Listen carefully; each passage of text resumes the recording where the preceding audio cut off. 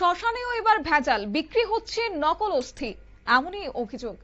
এটা অবাক করার বিষয় হলেও সত্যি, এবং তাই নয়, এই শেষ বিদায়ও চলছে এখন প্রতারণা, এবং নকল অস্থি নিয়েও চলছে ব্যবসা। আর এই অভিযোগটা এবার উঠে আসলো বাংলা থেকে, বাংলার ক্যানিং থেকে। মৃতের প্রকৃত অস্থির বদলে পোড়ানো মাংসপিণ্ড তুলে দেওয়ার অভিযোগে আটক হয়েছে ডোম।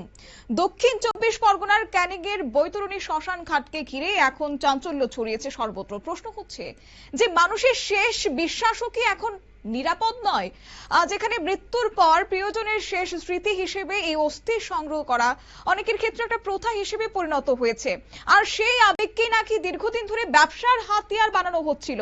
ক্যানিং এর মাতলা নদীর তীরে অবস্থিত বৈতরণী শ্মশানে মৃতদেহ দাহের পর প্রকৃত অস্থির পরিবর্তে দাহের আগে কেটে রাখা মাংসপিণ্ড পুড়িয়ে তাই অস্থি বলে চালিয়ে দেওয়া হচ্ছে, মৃতের পরিবারের হাতে তুলে দেওয়া হচ্ছে, আর সেই জন্য বদলে নেওয়া হচ্ছে 400 থেকে 500 টাকা।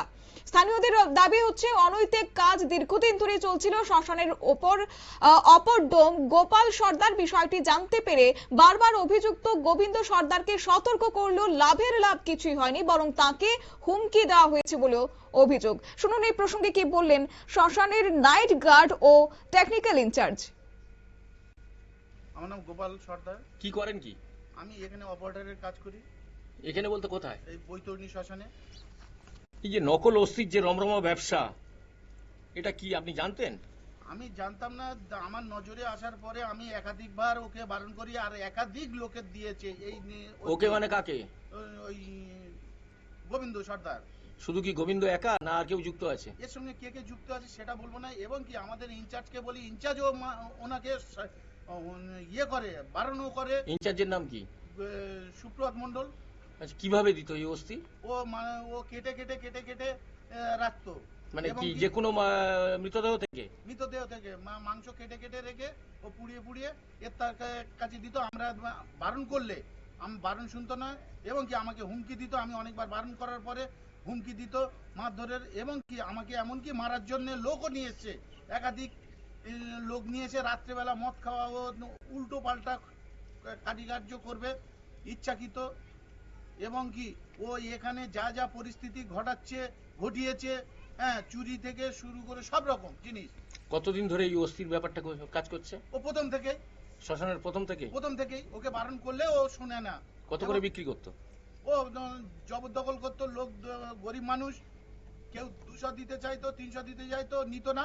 লোকের জবরদখল করে বলতো যে 500 টাকা দিতে হবে, 500 টাকা না দিলে।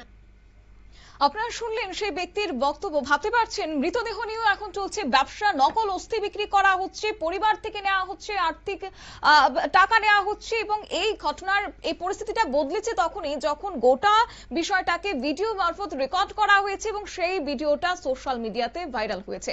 এবার যাব আমাদের প্রতিনিধির কাছে, রয়েছে গোপাল শীল।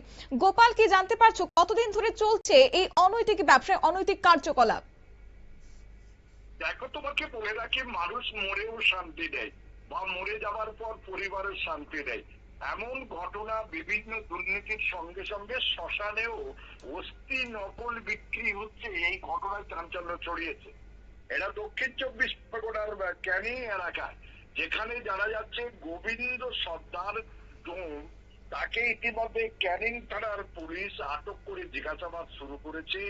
একটি জানা যায় বৈতরণী শ্মশানে ক্যানিং যাবে। তুমি হিন্দু শাস্ত্র মতে যে মানুষ রয়েছে, তারা মৃতদেহটি দাহ করার পর বা সব দাহ করার পর তার অস্থি নিয়ে গিয়ে গঙ্গাতে ভাসিয়ে দেয়, বা কোনো মন্দির করতে গেলে বা স্মৃতি মন্দির করতে গেলে সেখানে রাখে। কিন্তু সেটা যারা নিচ্ছে তারা প্রকৃত তার যে বাড়ির লোক মারা গেছিল তার জিনিস কিনা, সেটা নিয়ে এখন কৌতূহল দেখা দিয়েছে। কারণ যে ব্যক্তির কথা বলা হচ্ছে, এই ব্যক্তি কি করতো, 400, 500, কোনো সময় 1000 টাকা নিত এই অস্থিটা দেওয়ার জন্য। যখন পড়ছে আগে থেকে তার বিভিন্ন জায়গার মাংস কিনতে, বিভিন্ন সবের মাংস কেটে রেডি করা থাকতো, আর সেইগুলো নিয়ে পাশ থেকে বার করে এদের হাতে তুলে দিয়ে বলতো এটাই অরিজিনাল অস্থি। কিন্তু সেটা এখন প্রকাশ্য সামনে এসেছে। আসার পরে পুলিশ ইতিমধ্যে তাকে আটক করে জিজ্ঞাসাবাদ শুরু করেছে। একেবারে তাই। তবে এই যে নকল অস্থি দেওয়ার বিষয়টা, সেটা কতদিন ধরে ব্যবসাটা তারা চালিয়ে যাচ্ছেন সেই বিষয়ে কি কিছু জানতে পেরেছেন, এবং তার সঙ্গে আর কারা কারা জড়িত রয়েছে?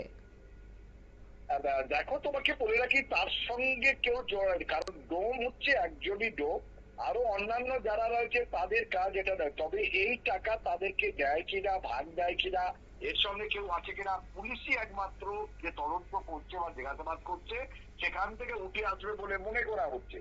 বছরের পর বছর চলছে, যেখান থেকে এইসব বিষয় যদি দীর্ঘদিন ধরে চলে থাকে তাহলে শ্মশান পরিচালনার জন্য কোন রকমের এসওপি কিংবা স্ট্যান্ডার্ড অপারেটিং প্রসিডিউর রয়েছে কি সেক্ষেত্রে? দেখো, তোমাকে বলি, করোনার সময় একটি শ্মশানের প্রয়োজন ছিল, কারণ মানুষ করোনায় আক্রান্ত যারা হচ্ছে তাদেরকে এই সমস্ত জায়গায় আনা হচ্ছিল। সেই শ্মশানটি পরবর্তীকালে সর্বসাধারণ শ্মশান হিসাবে পরিচালিত হয়।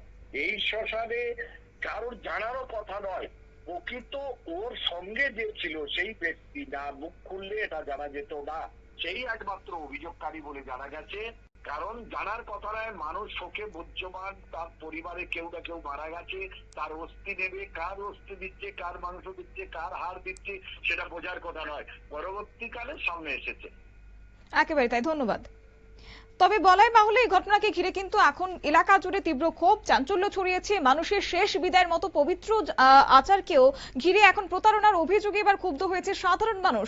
পুলিশ জানিয়েছে যে অভিযোগের সত্যতা যাচাই করে ঘটনার সঙ্গে আর কেউ জড়িত রয়েছে কিনা সবকিছু খতিয়ে দেখা হচ্ছে এবং তদন্তের পরে হয়তোবা বেরিয়ে আসবে। নিয়ে নিচ্ছি ছোট্ট একটি বিজ্ঞাপন, বিরতির সঙ্গে থাকুন।